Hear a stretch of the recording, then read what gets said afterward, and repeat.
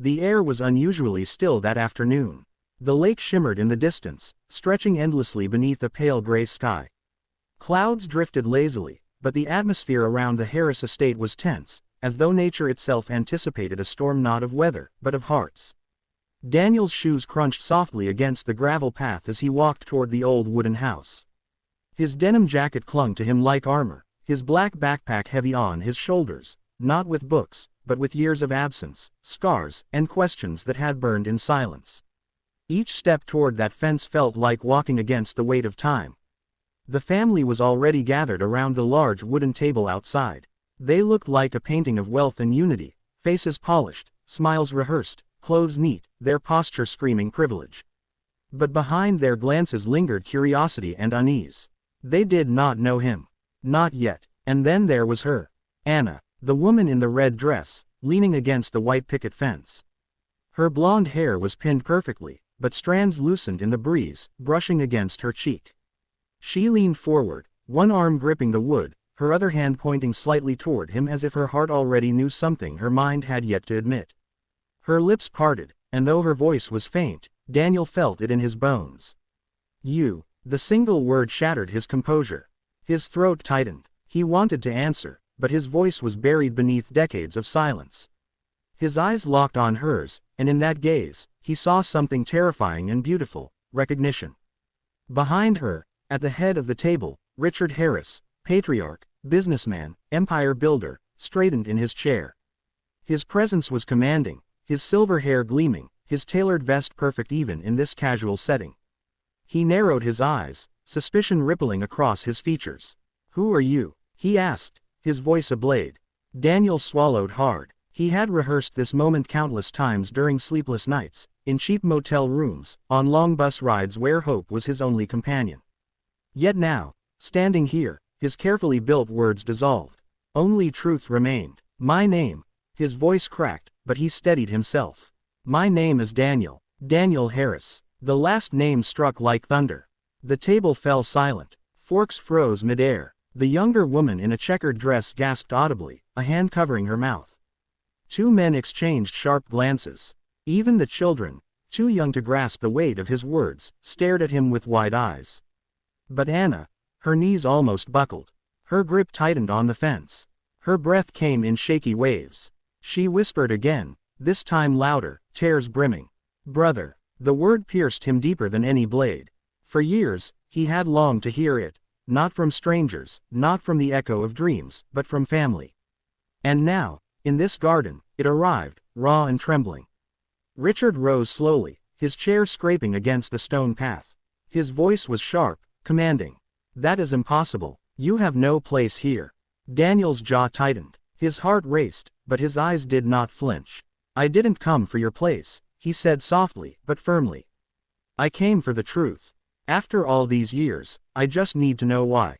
The lake breeze stilled. The family held its breath. The truth was clawing its way out, and no one, not even Richard Harris, could stop it anymore. The air held, like a breath nobody dared release. Anna's fingers loosened from the fence as if waking from anesthesia. She glanced back at the table, at the 5 faces she had grown up calling family, and then at Daniel, the face she'd memorized without ever seeing, the face that had lived only in her bedtime prayers when she was 8 and the attic creaked and she felt sure a missing brother could hear her through wood and wind. "Daniel," she said again, steadier now, stepping through the gate. You look like Mom when you're angry." A wet laugh escaped her. She pressed her lips like that.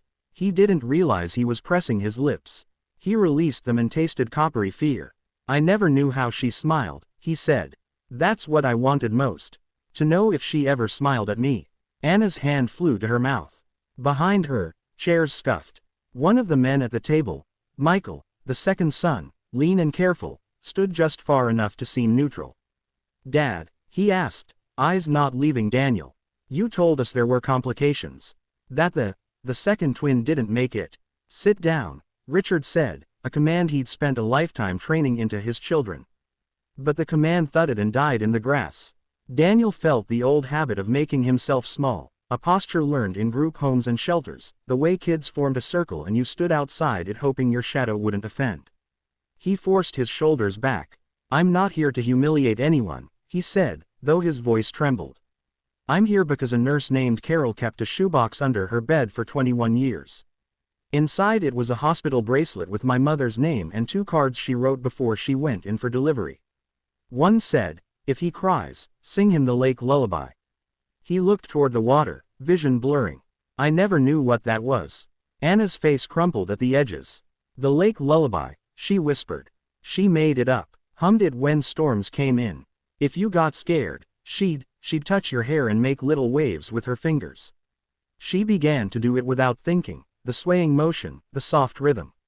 Like this. Daniel had nothing to say. Every muscle in his chest ached with a new kind of hunger, the ache of almost having something you'd been told wasn't real. "I want a word," Richard said, his voice suddenly thin and papery. He gestured to Daniel, a flick of the hand used on employees and rivals. "Inside, now." "No," Anna said, the word so calm it shocked them all. She moved to Daniel's side and squared herself between him and the house as if her body could intercept decades of damage. "Anything you have to say, you can say here. I will not be tried at my own table," Richard replied, but the authority was leaking from him, drop by drop. The others felt it too, the tightness in their spines loosening, the gaze that always dropped first now holding. The woman in the checkered dress, Grace, youngest, heart on sleeve, rose with a glass of water and set it in front of Daniel as if that act might stitch something. "You look tired," she said softly. "Do you want to sit?" Daniel stared at the chair like it was a cliff edge. "I've waited my whole life to sit at this table," he admitted. "I'm afraid if I do, I'll wake up on a cot in the men's shelter on 5th Street with a wet ceiling and a cough in my throat." "Sit," Anna whispered, her palm light against the back of his jacket. "Stay awake with us." He lowered himself into the empty chair at the corner, the place reserved for guests and service people and anyone who could be dismissed without scraping a leg. He let his backpack slide down between his feet and heard the dull thump of contents that had been his only proof. The bracelet, the photocopies, the yearbook page with a picture of a teenager named Meredith Hale, the family's housekeeper long ago, who had left the estate abruptly the same autumn a baby had gone missing from a county hospital. A rumor no one held long enough to examine. Money could make rumors dissolve. "Tell us," Michael said. Not to his father. To Daniel. He looked at the lake to steady himself. "I was told 2 stories as a kid," he began. The first came from files. Words stamped and crossed out, names blacked by marker, dates with corners torn off. The second came from the kids who got adopted and learned how to hold gratitude like a trophy. "They told me I was lucky, because babies who cried like I did usually got sent back. Defective," one foster mom said. "Needy. I learned not to cry." He almost smiled. "Turns out I never learned to stop needing." Grace pressed a napkin flat on the table until its fibers squeaked. Anna's fingers had started the lake lullaby again, small unseen waves. "In my last foster house," Daniel continued, "there was a man who believed God loved quiet. He wore a leather belt that made the whole hall smell like an old car. He'd take it off slow, so the sound taught you to be silent before it ever touched skin." He swallowed. "I was 17 when I ran. A week later a woman from a diner gave me a ride and a sandwich and told me I have my mother's eyes." He glanced at Richard. "She said she waited 2 decades to say it." Richard's eyes flashed. "Meredith," he said, a name pitching out like a stone thrown to sink. "Meredith," Daniel echoed, grateful and broken in the same breath. "She worked for your family. She quit when she got pregnant." She kept saying, "him," when she talked about the baby who died. "But she meant you, Mr. Harris." She meant the him who signed the check that bought a lie. The patio went quiet enough to hear the lake slapping the dock. A gull screamed in the distance like a door hinge begging oil. Michael ran a hand down his face, carving a path. Grace's mouth opened and closed. Anna looked at her father. "Say it," she breathed. "For once in your life, say the truth." Richard's jaw worked. He set both hands on the table, knuckles blanching. "Your mother never recovered after your birth," he said slowly. "The doctors told me the second twin would be damaged. They used words like burden and risk. She was hemorrhaging. I was signing forms while praying and bargaining and preparing to carry 5 children alone." His eyes darted to Daniel then away. "When the nurse told me he hadn't made it, I understood it as mercy." Grace made a sound, small and sharp. "Dad." "I gave her peace," Richard shot back, voice gaining spine as if his explanation could resurrect the old power. I told her the baby went straight to heaven. She fell asleep with a smile. She died that night. If I had told her he lived, she would have suffered, knowing the child would drain the rest of us. He breathed, a ragged pull. I was a young man standing beside an ocean I didn't know how to cross. I chose the shore I knew. You chose yourself, Anna said. And a story you could control. Daniel's throat closed around 1,000 unsent letters. He forced one more sentence through. I would rather have been loved and difficult than dead and easy. No one moved. Then the oldest sibling, Thomas, tall, diplomatic, a man who built consensus the way other people built decks, spoke for the first time. You paid someone, he said, not a question. To move paperwork, to send a living child into the system as a loss. Richard's eyes were glassy and unmoored. I paid a nurse to spare us chaos. And she kept a shoebox, Daniel said gently, almost mercifully. Guilt grows mold if you don't air it. Anna pressed her palm to the table as if to steady the ground. What happened to you after the hospital? Her voice softened so much he could fall asleep in it. County home, Daniel answered. Then Mrs. Kircher's place. She liked babies until they turned opinionated. Then a series of addresses too short for mail to learn them. I did well in school when there was a school. I learned kitchens and loading docks. I got good at leaving first. He shot a rueful grin at Grace. Turns out I'm terrible at birthdays. Grace laughed through tears. We're terrible at birthdays, too. Dad schedules them like board meetings. Enough, Richard said, half standing. This is grotesque. We are not tearing apart our family history because a drifter shows up with a bracelet and a sob story. Anna's chair scraped back. She stood fully, shoulders squared, her red dress bright as defiance. Our family history was torn apart the day you bought a lie. We're just reading the pieces now. Michael's voice went unexpectedly tender. Dad, look at him. He nodded toward Daniel's hands where the knuckles bore faint diagonal scars like old tally marks. He isn't a ghost trying to haunt us. He's a person who survived us. Thomas exhaled, decision settling in his face. He turned to Daniel. What do you need from us? Today, right now. Daniel stared at the wood grain, at the grooves cut by years of knives and plates and summer peaches. The question undid him. Need was a language he spoke only at night. He looked up carefully so nothing spilled too fast. The lake lullaby, he said. And a place at this table that isn't temporary. Anna moved before anyone else could breathe. She slid her plate and cup and napkin aside and made space like you make space for a child climbing into your lap. This is your place, she said. Not borrowed, not earned. Yours because you're ours. Daniel closed his eyes and the relief was so bright it hurt. When he opened them, he saw Richard turn his face away as if sunlight offended him. Grace reached for the teapot. Tea, she asked, voice shaking like a leaf that still refuses to fall. Mom's blend, lavender and mint. She smiled wetly at Daniel. I hoard the last tins. He nodded, unable to speak. The cup steamed between his hands and he remembered a different steam, a different heat.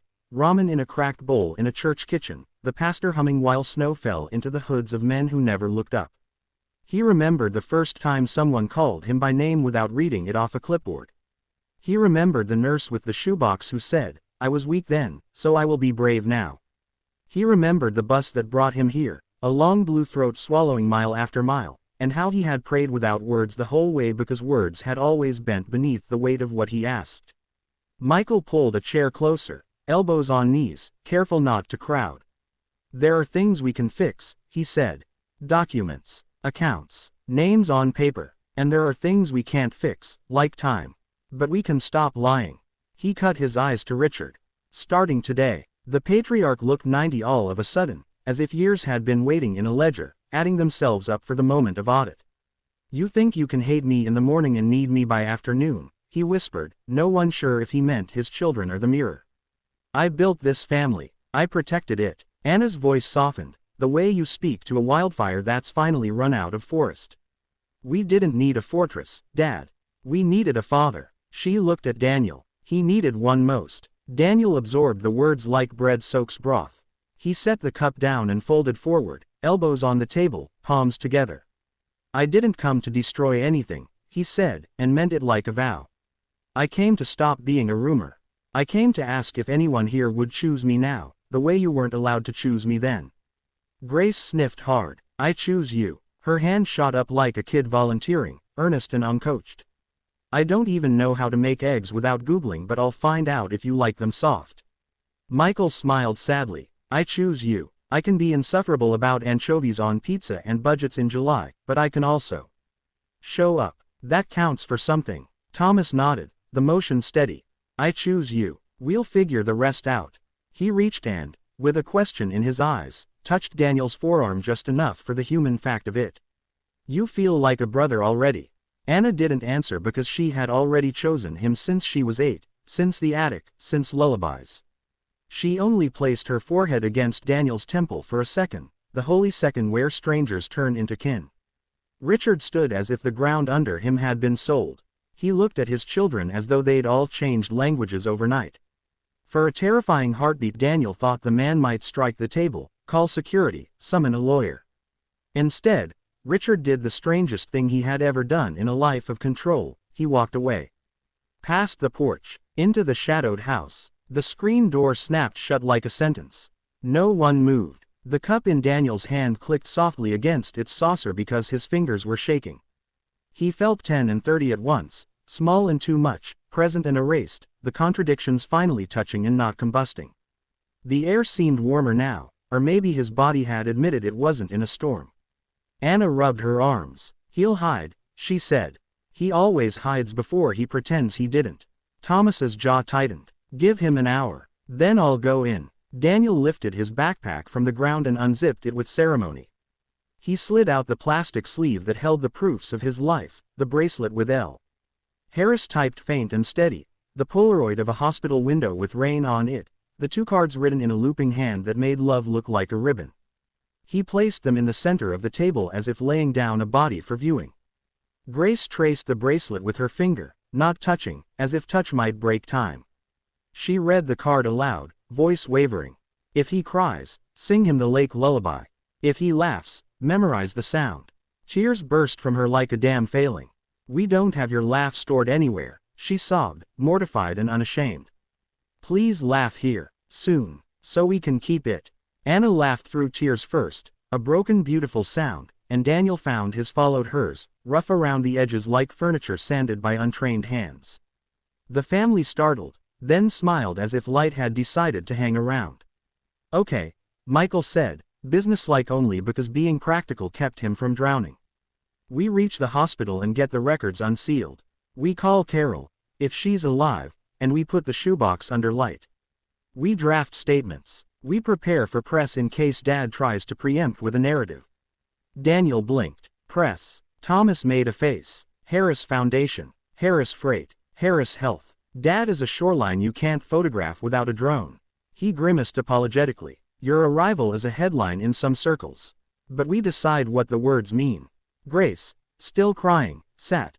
Can we, before all that, can we feed him? She looked at Daniel, embarrassed. You look like you say, I'm fine, when you're starving. He smiled, busted, guilty. Anna moved to the kitchen like she'd been waiting her whole life to make this meal. The others followed, trading tasks without script. Michael at the grill, Thomas slicing bread, Grace plating fruit in obsessive circles that said I will make beauty where I can. Daniel lingered with the bracelet under his thumb, the lake stretching out like a future you could swim without drowning.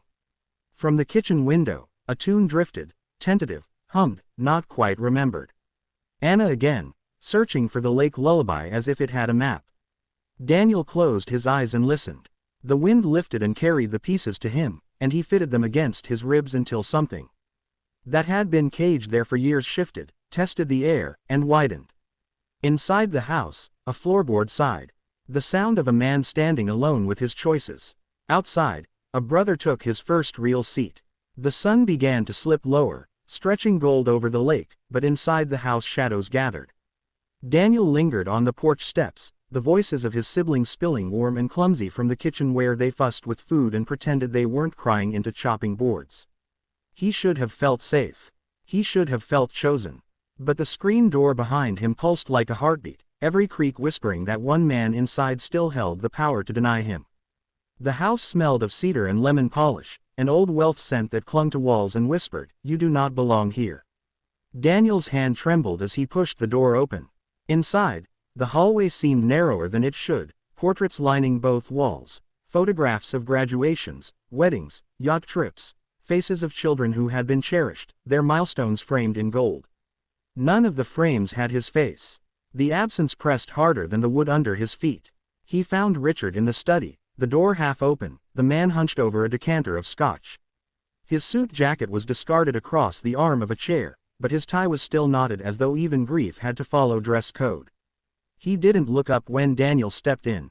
"You got what you wanted," Richard said flatly, staring into his glass. "An audience, sympathy, a seat at my table." Daniel's voice was quiet but sharp. "I didn't come for your table. I came for my name." Richard laughed once, bitter, brittle. "A name. You think a name fills stomachs. You think a name builds companies, shelters families, holds the respect of men who would tear you apart the second you blink." He swirled the glass. "You don't know what it costs to protect a family." Daniel stepped further in, the floorboards creaking like old wounds. "You didn't protect a family. You amputated it." That made Richard's eyes snap up. Their blue was steel, but it was the steel of a blade that had been sharpened too long, edges brittle. "What would you have had me do? Hand you over to a mother who couldn't breathe without coughing blood? To siblings already drowning in her absence? To a world that would have eaten you alive?" "It did eat me alive," Daniel said, his voice breaking open. "You just didn't have to watch." The silence that followed was heavy, a silence filled with 23 winters spent in second-hand coats, with birthdays forgotten by everyone but himself, with nights he whispered prayers into darkness and wondered if his mother's God was deaf. Richard poured another drink, his hand unsteady. "You remind me of her," he said at last, softer. "The stubbornness. The way she looked at me like I was already failing before I opened my mouth." He downed the scotch. "She loved too much. She would have loved you too much. It would have killed her faster." Daniel swallowed. His chest ached, not with pity but with a grief so twisted it almost looked like forgiveness. "Maybe love killing you is still better than living without it." The door creaked, and Anna appeared, red dress glowing even in shadow. She had tears on her cheeks, but her chin was high. Behind her, Thomas and Grace crowded, listening. "You don't get to make yourself the hero of this story, Dad," Anna said, stepping into the study. "You lied to us. You buried him. You buried Mom with your lies. And you buried the brother we spent years searching for in our dreams." Richard's jaw clenched. He stood, but his shoulders sagged as though the weight of decades was finally breaking him. "I built everything for you. For this family. Every lie, every deal, every silence. I carried it so you wouldn't have to." Thomas's voice was calm but cold. "You didn't carry it. You chose it. And we've carried the cost." Grace's voice shook as she clutched the bracelet Daniel had shown them. "You can keep your empire, Dad. I want my brother." For the first time, Richard looked afraid. Not of losing power, but of losing the very people he had spent a lifetime trying to control. His lips moved, but no sound came. He sat back down heavily, his hand trembling around the empty glass. Daniel took a breath that felt like it came from a place deeper than lungs. He looked at his father, not as a boy begging for recognition, but as a man standing in truth. "I'm not asking you to love me," he said. "I'm asking you to admit that I lived. That I belong. That your blood is my blood, whether you sign it on a check or not." Richard closed his eyes, and for a fleeting second, the mask slipped. He looked old, fragile, beaten. "You lived," he whispered, voice barely audible.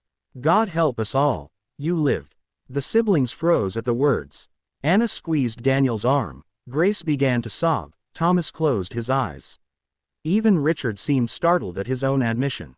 Daniel exhaled slowly, the breath of 2 decades finally released. And for the first time in his life, he didn't feel like a ghost. The study was silent after Richard's whispered confession. The air hung heavy, thick with the sound of a truth that had finally crawled into daylight after decades underground. Outside, the lake reflected the last bands of sunlight, gold streaks shimmering across the rippling water like broken promises trying to mend themselves. Daniel stood there, his chest rising and falling with the ragged rhythm of a man who had run all his life and finally stopped. Anna kept her hand on his arm, grounding him, her presence unshakable. Grace wept quietly into the bracelet, rocking slightly in her chair as though cradling a memory she had never held. Thomas leaned against the doorframe, his arms crossed but his eyes softer than Daniel had ever imagined an older brother's eyes could be. Michael entered last, carrying the weight of decision in his stride. He didn't look at Richard. He looked at Daniel. "You're not going anywhere," he said simply. "This is your house too." Daniel's throat tightened. He had expected resistance, rejection, maybe pity at best. But these words, "your house too," wrapped around him like a blanket he never had. Richard looked up sharply, the authority in his tone a desperate gasp. "This is my house." "No, Dad," Anna said, voice steady as stone. "This was your house. Tonight it became ours." Richard's mouth opened to protest, but no sound came. For the first time, the man who had controlled every narrative, every decision, found himself muted by the power of truth. His empire, his fortune, his image, all meaningless compared to the circle forming around the son he had tried to erase. Grace placed the bracelet in Daniel's hand and closed his fingers around it.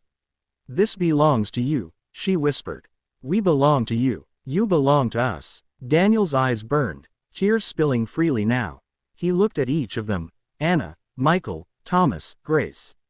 Their faces glowed in the dim study light, faces both strange and familiar. Faces that carried pieces of him he had longed for without knowing. And then, something broke. Not in Daniel, but in Richard. The old man sank deeper into his chair, his body slumping as though his bones had finally accepted their age. His eyes glassed over with something Daniel couldn't name, shame, maybe. Or regret, or simply the hollow echo of realizing his children no longer stood behind him. "You'll ruin this family," Richard whispered. Anna shook her head, her red dress swaying as she stepped closer to Daniel. "No, we're saving it." The words struck Daniel like sunlight breaking through storm clouds. For the first time in his life, he wasn't on the outside looking in. He was inside, held, chosen. They moved together then, almost instinctively. Anna pulled Daniel into a hug so fierce it felt like she was anchoring herself to him. Grace followed, her tears wetting his shoulder. Thomas placed a steady hand on his back, Michael on the other side, their touch a shield stronger than any fortune. In the center of the Harris study, a family once broken stood whole. Not perfect, not healed, but together. Daniel closed his eyes and let himself sink into it, into the warmth, into the truth. The years of loneliness didn't vanish, but they loosened their grip, making room for something new. Something fragile and fierce, love. For the first time in his life, Daniel allowed himself to believe in it. Outside, the lake carried the last notes of daylight, whispering the lullaby his mother had sung, a song of waves, of storms survived, of belonging found at last. And in that house of secrets, Daniel Harris finally came home.